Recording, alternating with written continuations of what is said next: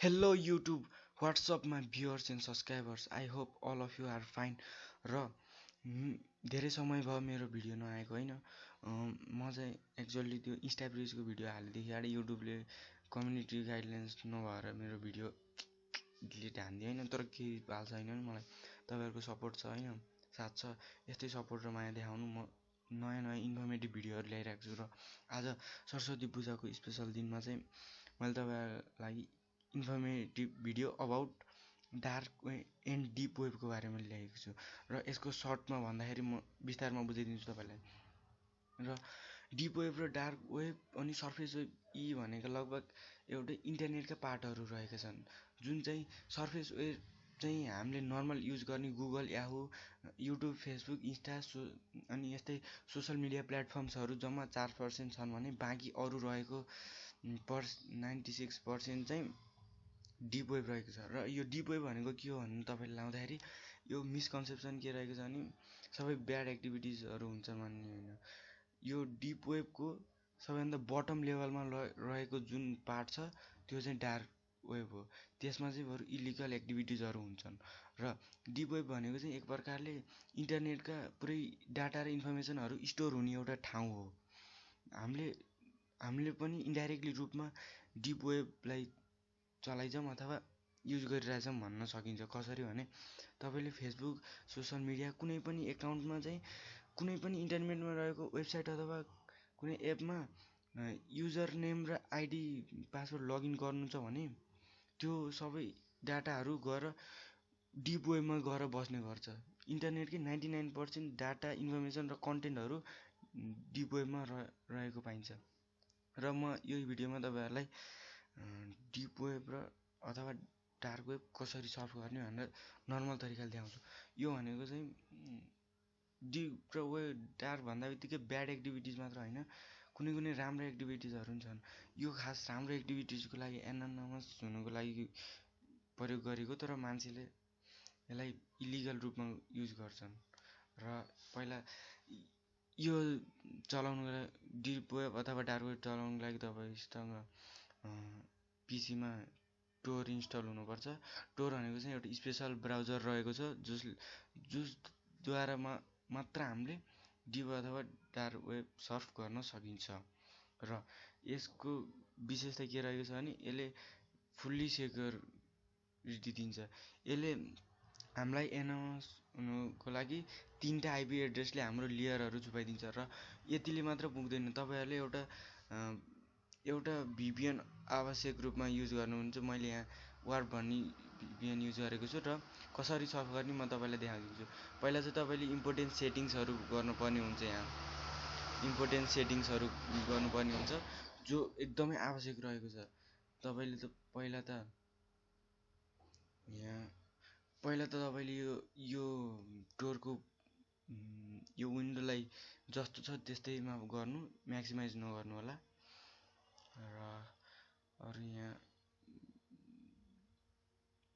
यहाँ रहेको छ सेटिङ, इम्पोर्टेन्ट सेटिङ, टोर सम्बन्धी प्राइभेट एन्ड सेटिङ। यहाँ चाहिँ जहिलेसुकै चाहिँ यहाँ मिलाउनु पर्ने कुराहरू के रहेका छन् भने सेक्युरिटी लेभललाई तपाईँले सेफेस्टमा लैजानु होला। सेफेस्टमा लैजाएपछि यो डिसेप्टिभ कन्टेन्ट एन्ड डेन्जरस सफ्टवेयर प्रोटेक्सनमा चाहिँ ब्लकमा टिक लगाइदिनु होला।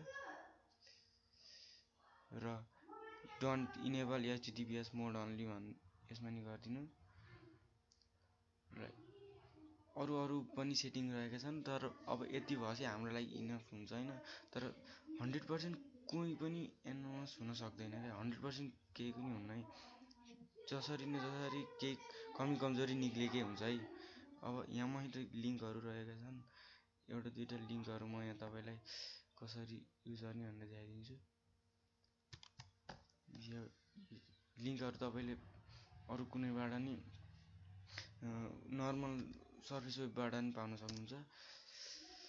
अब यसले कति बेर लाउने हो, एकदमै 3-4वटा रिले हराएर जाने भएर यो लोड हुन लास्टै ढिलो लाउँछ, तपाईँलाई थाहा नहोला।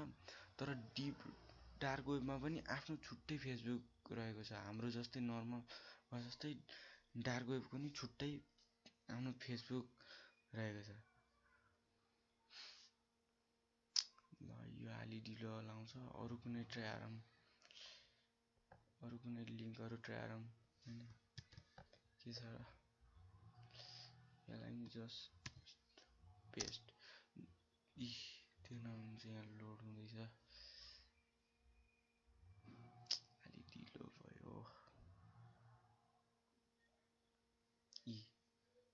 देख्न सक्नुहुन्छ यो डिट्टो हाम्रो नर्मल फेसबुक जस्तै रहेको छ, तर यो वास्तवमा उसको हो, डार्क वेबको फेसबुकको। अनि तपाईँलाई थाहा होला कि यो डार्क वेब र डिप वेबको जहिले नि वेबसाइटहरूको पछाडि .onion हुने गर्छ। यसमा चाहिँ हाम्रो नर्मल सर्फेस वेबमा जस्तै .com .org हुन्न। अब यहाँ के देखाए जस्तो हिडन विकी देखाएको छ, म यसलाई क्लिक गर्छु र हिडन विकी भनेको एउटा यस्तो जुन चाहिँ नयाँ डार्क र डिप वेबका लिङ्कहरू प्रोभाइड गर्ने गर्छ। जस्तै यहाँ देख्न सक्नुहुन्छ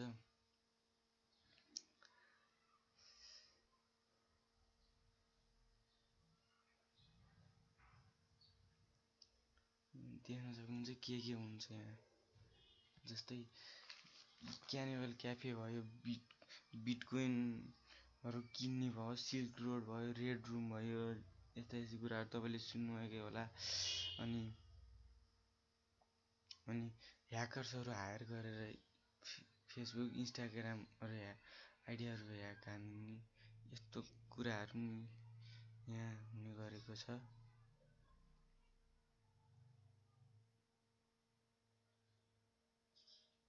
हामी अरू कुनै एउटा जाम यहाँ होला, देख्न सक्नुहुन्छ यस्तो इलिगल कुराहरू पनि यहाँ हुने गर्छन्। जस्तै fake password and ID cards for bitcoin.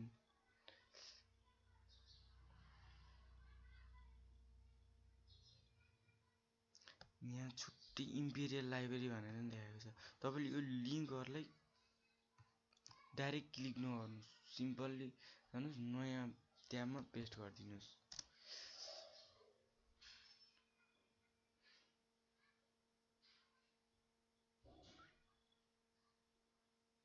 Imperial library देखा।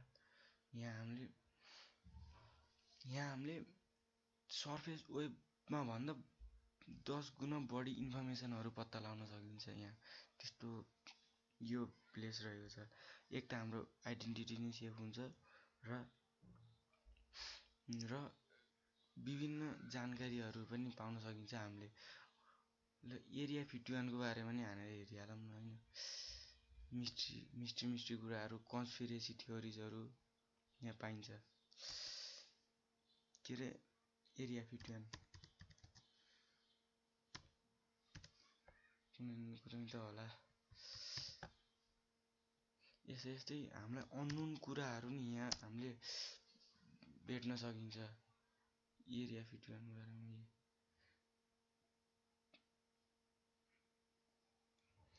अब यस्तै अरू लिङ्कहरू पनि रहेको छ, म गरिकन तपाईँलाई देखाइदिन्छु। अब यहाँ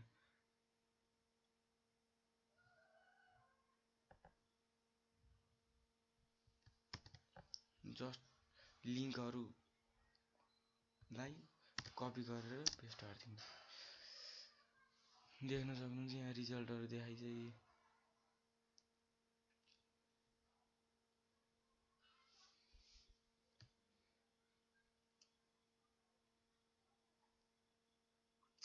यो ड्रेड भनेको चाहिँ डार्क वेबको रेडिट जस्तै रहेको छ। मान्छेहरू आएर हग्ने काम गर्छन् यहाँ, आई मिन कुराहरू गर्ने।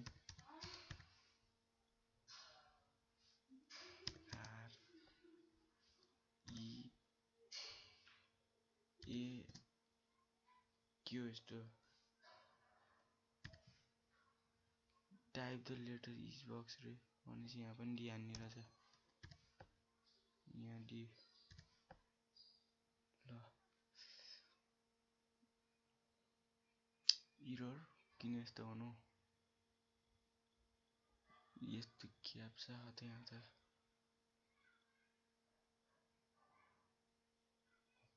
हामी अर्को कुनै ट्राई गरौँ हैन। यस्तै पुरै इन्टरनेट राम्रो कुराले भन्दा नराम्रो कुराले बढी गरिरहेको जस्तो लाग्छ। तर यहाँ राम्रो राम्रो कामहरू पनि गर्न सकिन्छ। जस्ट मान्छेको सोचाइमा निर्भर पर्छ कि त्यसले राम्रो कुराको लागि युज गर्छ कि नराम्रो गर्छ। अब राम्रै हेर्ने हो भने त साइन्स दुईटै पक्षतिर छ। राम्रो गर्नेले राम्रो गरिरहेछ, नराम्रो गर्ने नराम्रो गरिरहेछ। यहाँ यो के रहेछ, exploring like many colleges network tunnels, सिसिटिभीको इन्फर्मेसन होला सबै। हाम्रो पनि इन्फर्मेसन कुनै न कुनै डिप वेबको अथवा डार्क वेबको कुनै न कुनै ठाउँमा गएर बस्यो होला, हामीलाई थाहा छैन।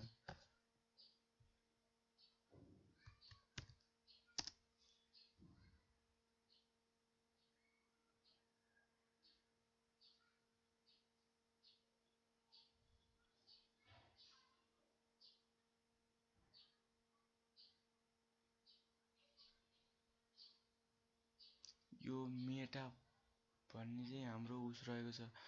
यो एक प्रकारको फाइल सेन्डिङ टाइपको भन्नाले हामीले अरू कुनैलाई एनोनमस तरिकाले फाइल सेन्ड गर्न मन लाग्यो भने यहाँबाट गर्न सकिन्छ। र यति नै थियो। अरू पनि छन् वेबसाइटहरू, अरू कति छन् वेबसाइटहरू हैन। तपाईँले हिडन विकी गुगल क्रोममा नि गएर हेर्न सक्नुहुन्छ हैन। तर यो टोर भन्ने यस्तो नराम्रो चिजलाई भन्नाले राम्रो त राम्रै हो, तर यो चिजलाई युज गर्नु पर्दाखेरि एकदम सावधान तरिकाले गर्नुहोस्। त्यसको बारेमा पुरै डिटेल इन्फर्मेसन भएर मात्र गर्नु होला, नत्र आफूलाई गाह्रो पर्न सक्छ।